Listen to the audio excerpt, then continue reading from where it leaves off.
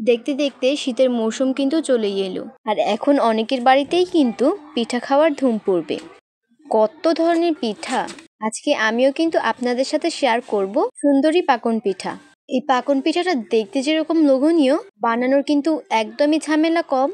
Design করার ঝামেলা বলে বানাতে পারছেন না, কোনো সমস্যা নেই, আপনারাও এই ডিজাইনটা আমার ভিডিও দেখে তৈরি করলে কিন্তু পারবেন। তো চলুন কথা না বাড়িয়ে মূল রেসিপিটাতে যাওয়া যাক। তো এই জন্য এখানে নিয়েছি 1/4 কাপের থেকে একটু কম হবে মুগ ডাল, আর 1/4 কাপের থেকে একটু কম ছোলা ডাল। আমি এখানে আস্তটাই নিয়েছি। আর 1/4 কাপের থেকে কম মসুর ডাল নিয়েছি। এরপরে এই সবগুলো ধুয়ে আমি কিন্তু 30 মিনিটের জন্য ভিজিয়ে রেখেছিলাম, তবে আপনাদের হাতে সময় না থাকলে আপনারা সাথে সাথেই করতে পারেন। তো এবার হচ্ছে এটাকে আমি সিদ্ধ করব, আর এটাকে ভালো করে ধুয়ে নিয়েছি আমি। তো এবার একটা কড়াইয়ে আমি পানি দিয়ে দিয়েছি পর্যাপ্ত পরিমাণে। এরপরে হচ্ছে এটাকে এখন আমি সিদ্ধ করতে দিয়ে দিব। তো এই তো এটা সিদ্ধ হতে দিয়ে দিয়েছি। আর এদিকে হচ্ছে আমি আতপ চাল নিয়েছি 1 কাপ, এটাকে ধুয়ে আমি কিন্তু পানি ঝরাতে রেখে দিয়েছি। এবার এটাকে আমি গুঁড়ো করে নিব। তো গুঁড়ো করার পরে আমি কিন্তু এটাকে টালবো, কারণ একটা কড়াই নিয়েছি, এই কড়াইয়ের মধ্যে আমি এখন চালের গুঁড়োটা দিয়ে দিব। আর এটাকে নাড়াচাড়াতে থাকবো। অবশ্যই গ্যাসের ফ্লেমটাকে মিডিয়াম টু লো হিটে রাখতে হবে, তা না হলে কিন্তু এটা পুড়ে যেতে পারে। আর অনবরত নাড়াচাড়া দিয়ে কিন্তু এই কাজটা করতে হবে।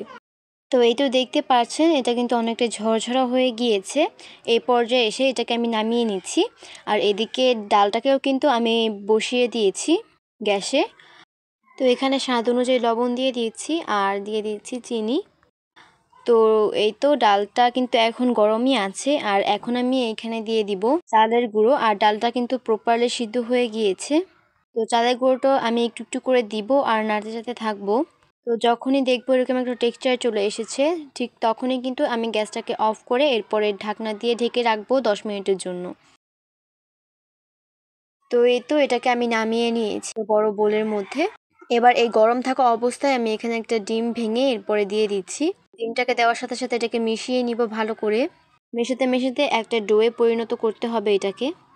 তো এই তো এটাকে কিন্তু একটা ডোয়ে তৈরি করে নিয়েছি। এবার হচ্ছে এখান থেকে খানিকটা অংশ নিয়ে আমি একটা রুটি বেলবো। আর রুটিটাকে কিন্তু সাধারণ রুটির মতো বেলা যাবে না, একটু মোটা থাকবে, ঠিক এতটুকু মোটা রাখতে হবে এটাকে। তো এরপরে হচ্ছে আমি এটাকে একটা পাতার শেপে কেটে নিব। আর যাতে সবগুলো পাতা একদম সমান হয় তার জন্য আমি একটা কাগজ আগে থেকে কেটে নিয়েছি। এরপরে ওই মাপে আমি সবগুলো পাতা কিন্তু কেটেছি।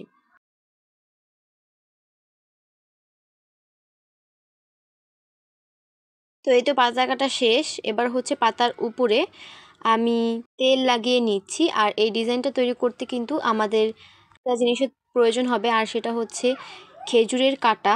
খেজুর গাছের একদম পাতার শেষে যে কাঁটাটা থাকে সেইটা। তবে আপনাদের কাছে যদি এটা না থাকে আপনারা টুথপিক দিয়ে ট্রাই করে দেখতে পারেন, তবে আমি শিওর না যে টুথপিক দিয়ে হবে। তো আমি কিন্তু কাঁটার সাথেও সামান্য তেল লাগিয়ে নিয়েছি। এরপরে আমি একটা পাতার মাঝখানে যেই কাঁটা থাকে সেটা এঁকে নিচ্ছি, আর চারিপাশ দিয়ে একটা বর্ডার তৈরি করছি ঠিক এইভাবে। তো এরপরে হচ্ছে আমি কাঁটার সাহায্যে কিন্তু পাতার ডিজাইনটা তৈরি করব। 3বার চেষ্টা করার পর আমি কিন্তু করতে পেরেছি। আপনারাও বাসায় একটু ট্রাই করলেই পেরে যাবেন। এটা এতটা কঠিন কিছু না, যদিও ফার্স্ট টাইমে এটা একটু কঠিন মনে হবে। জাস্ট কিছুই না, এইভাবেই কিন্তু আমি সবগুলো পাতা ক্রিয়েট করে নিব। আর সৌন্দর্যের জন্য আমি চারিদিক দিয়ে একটু এইভাবে চেপে চেপে দিচ্ছি।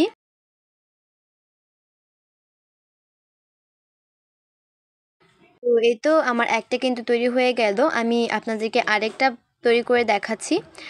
তো আগেরটার মতোই আমি কিন্তু এটার উপরেও সামান্য তেল ব্রাশ করে দিয়েছি। এরপরে কাঁটাটার সাথেও একটু তেল ব্রাশ করে নিয়েছি। এরপরে আমি পাতার বর্ডারটা তৈরি করে এরপর হচ্ছে পাতার ডিজাইনটা করব। আর ডিজাইন করার মাঝখানে আমি কিন্তু একটু তেলটাতেও লাগিয়ে নিয়েছি, এতে করে কিন্তু ফিনিশিংটা ভালো আসবে। যেটা আমি বলতে ভুলে গিয়েছি, অবশ্যই আপনারা 2-3টা পাতার ডিজাইন দেওয়ার পর এরপরে আবার একটু কাটার সাথে তেলটা লাগিয়ে নেবেন, এতে করে কিন্তু পাতার শেপগুলো অনেক বেশি সুন্দর হবে, একদম পারফেক্ট একটা শেপ আসবে। তো এরপরে হচ্ছে আর এখন হচ্ছে আমি একটা ফুল তৈরি করব। আর এই জন্য আমি গোল করে রুটিটাকে কেটে নিয়েছি। পরে মাঝখানে আমি বড় গোলটা থেকে ছোট একটা বোতলের ক্যাপ দিয়ে দাগ দিয়ে নিচ্ছি। এরপরে ঠিক কাঁটাটার সাহায্যে এইভাবে করে আমি কিন্তু ডিজাইনটা করেছি। আর যেটা বললাম এটা দেখতে কঠিন মনে হলেও এটা কয়েকবার ট্রাই করলে এমনিতেই পারা যাবে। আর এটা করা কিন্তু একদমই সহজ। তো এই তো আমার ফুলটা রেডি হয়ে গিয়েছে। আর এবার হচ্ছে আমি এখানে শিরা তৈরি করব। এই জন্য পানি দিয়ে দিয়েছি পর্যাপ্ত পরিমাণে, আর এরপরে এখানে আমি চিনি দিয়ে দিচ্ছি। তো চিনিটাকে একতারে শিরা হওয়া অবধি কিন্তু জাল করতে হবে।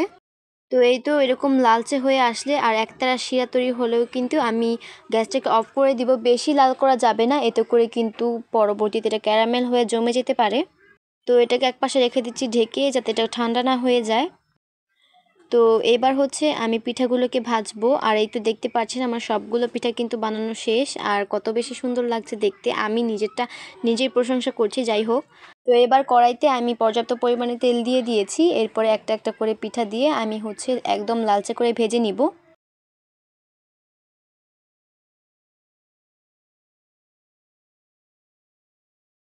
তো আমার এটা একটু ভুলবশত কম ভেজে আমি উঠিয়ে ফেলেছিলাম, তবে আপনারা এই ভুলটা একদমই করবেন না।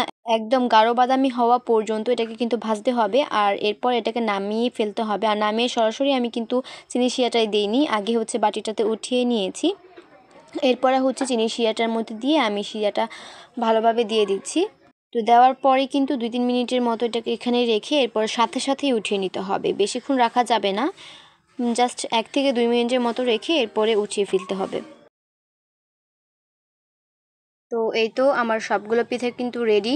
দেখতেই পাচ্ছেন কত বেশি আকর্ষণীয় আর লোভনীয় লাগছে, খেতেও কিন্তু দারুণ। এখনই এই পিঠা তৈরি করুন আর পরিবারের সকলের সাথে এনজয় করুন। আমার আজকের এই ভিডিওটা ছিল এই পর্যন্তই। আশা করি আমার আজকের এই ভিডিওটা ভালো লেগেছে। ভালো লাগলে অবশ্যই একটা লাইক দিয়ে এরকম আরও ভিডিও পেতে, ভিডিওটা ইউটিউব থেকে দেখে থাকলে প্লিজ আমার চ্যানেলটিকে সাবস্ক্রাইব করে রাখবেন। আর ভিডিওটা যদি ফেসবুক থেকে দেখে থাকেন তাহলে প্লিজ আমার পেজটাকে ফলো দিয়ে রাখবেন। দেখা হবে নেক্সট কোন ব্লগে, ততক্ষণ সবাই ভালো থাকবেন। আল্লাহ হাফেজ।